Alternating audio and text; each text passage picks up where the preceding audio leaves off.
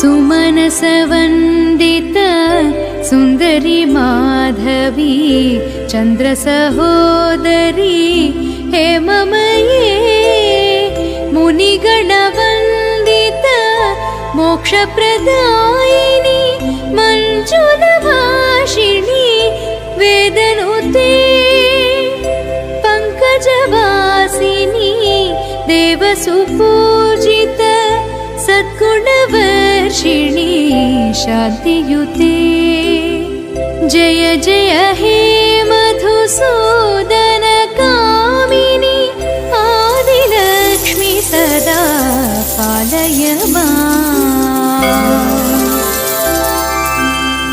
I कलिकल्मष नाशरि Kamini वैदिकरूपिणी